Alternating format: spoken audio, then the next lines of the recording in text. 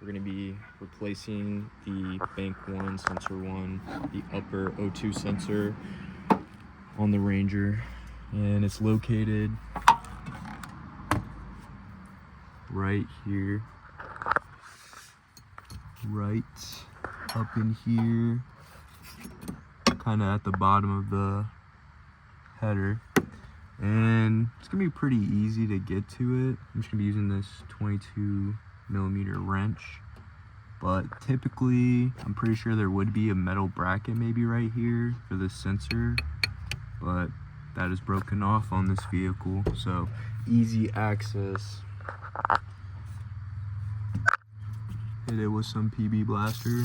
I already did earlier and let it soak for a few hours because this thing is rusty. I'm gonna try to get up in here and get this loose. So hopefully we're able to do that. Oh yeah, she in there pretty good.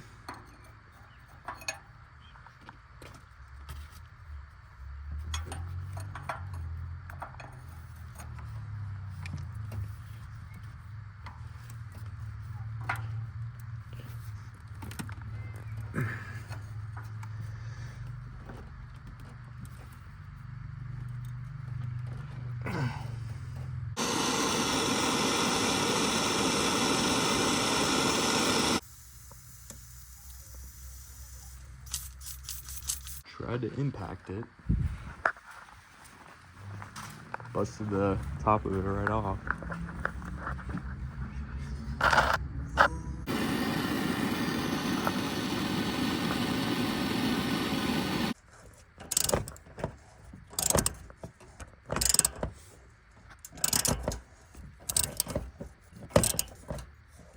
In there, almost got it out after multiple torching and penetrating lubricant sessions, probably about 4 cycles of that for probably like an hour plus. I'm going to be installing this Bosch, I had it right side up. This Bosch O2 sensor. There we go. It's the part I'm using. Ordered off Rock Auto. Not sponsored, but they should sponsor me. I'd be so down.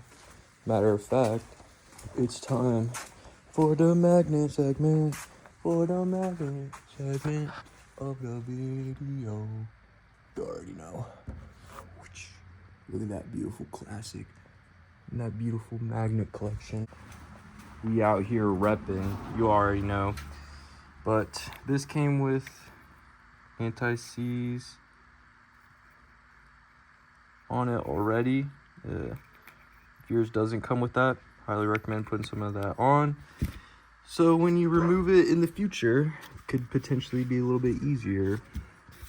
And then I'll go ahead and squirt some of this dielectric grease on these connections so they don't get corroded or anything, or the connection point, the pigtail on the wiring harness of the truck. Getting her tightened in, hand threaded it in. You're gonna go ahead and plug it in to this connection. Also, you're gonna have to unplug it, the old one. Pretty much all you do is, there's a little tab right here. You see my fingers? See me clicking it? Push that down, pull down, and then plug it in. You just pop it in and put a little bit of that dielectric grease to help keep that connection nice and clean, no corrosion. And then we're just gonna tighten this, just using my 22mm wrench. And I'm definitely not gonna tighten it crazy tight, but I also don't want an exhaust leak. But yeah, not super crazy.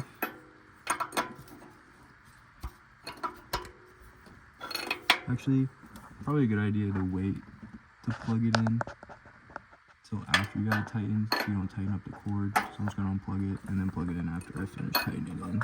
Brand new O2 sensor in, tightened down, nice and firm, nothing too crazy, plugged in. Got a little ahead of myself earlier. Should probably explain that I did take off the intake I just disconnected this with a flathead. We probably use an 8mm from the throttle body, and then I unplugged the map sensor and air temp sensor, or those might be reversed. I'm not sure what it is on this vehicle. And those just had these tabs you push down on and pull out on both of those. And then that gave me enough room to fit my torch down here so I could torch it at least. And like I said previously, I'm pretty sure there is a bracket in this EGR return valve or sensor doohickey thing is mounted right here, which might give you some clearance issues, but you could remove the bracket. Looks like it's connected to this stud right here. I would assume that's where it broke off from. And then I also seen people online coming in through here, but it seemed easier just to do it up top. And I did try crawling underneath to see if I could get a better angle, but it's more tight than up here, so it seemed like the best route for me personally. I think I'll take this opportunity while the intake is off, clean up side of that throttle body. It's looking pretty carved up. Just use some of this carbon choke cleaner, this rag. Wiped her out. Looking a lot better though.